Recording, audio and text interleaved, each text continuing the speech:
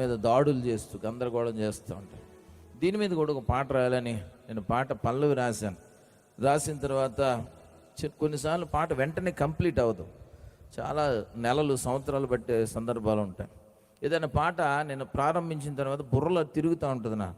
నా పాటలు ఎక్కువ పాటలు నేను ఎక్కడ రాశానో చెప్పగలరా? 3 ఆప్షన్స్ ఇస్తాను.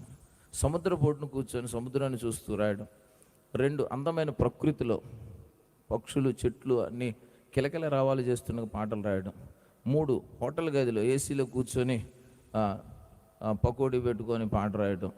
ఈ 3 దేంట్లో రాసి ఉంటా? ఏది కరెక్ట్ అయి ఉంటుంది? పకోడీ కరెక్టా? మీరందరూ తప్పే. నా ఎక్కువ పాటలు హారన్ల మధ్యలో, కారు ఆటో రైలు శబ్దాల మధ్యలో ఎక్కువ రాశాను నేను పాటలు. నీ మాట నా పాటగా ఒక 4 గంటలకు కాకినాడలో నేను అదేం ఎక్స్ప్రెస్ చెన్నైకి ఎక్స్ప్రెస్ ఎక్కి ఆ నైట్ కూర్చొని ఉదయం 7 గంటలకి నేను ఆ చెన్నై సెంటర్లో దిగేటప్పుడు చరణాలు కంప్లీట్ అయిపోయి రికార్డింగ్ చేసి వచ్చాను. ఎక్కువ పాటలు నేను ప్రయాణాల్లో రాసింది. అంటే బుర్రలో తిరుగుతూ ఉంటాయి. అంటే నా డ్యూటీ లాగా కాసేపు కూర్చొని పని అయిపోగానే మళ్ళీ వదిలేయటం కాదు, అవే ఆలోచనలు. ఎంత బుర్రకి ఎంత పని ఉంటుందో. ఒక్కొక్క పాట రాయిన జుట్టు పీక్కోవాల్సి ఉంటుంది. అందుకే నా జుట్టు పలచబడిపోయింది, అందుకే పీక్కొని చాలా ఎంట్రుకులు ఊడిపోయింది. దాని గురించి మేము ఆలోచిస్తూ ఉన్నప్పుడు అప్పుడెప్పుడో చాలా కాలం కారులు లేవు, అప్పుడు భయంకరమైన ప్రయాణాలు చేసి. మీకు ఏం తెలుసు? నాకు ప్రారంభంలో టీవీఎస్ స్కూటీ ఉండేది, టీవీఎస్ ఛాంప్ ఉండేది.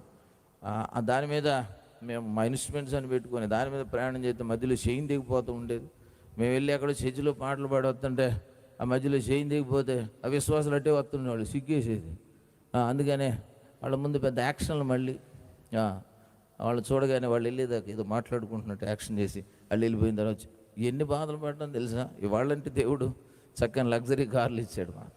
ఆ సమయంలో నిడదవోలని ఒక పట్టణానికి మేము పరిచయం కోసం వెళ్తున్నాం. బస్సులో కూర్చున్నాం, మా పక్కన ఒక పెద్ద మనిషి కూర్చున్నాడు. చాలాసేపు నిద్రపోయాడు, ఎవరిని డిస్టర్బ్ చేయలేదు.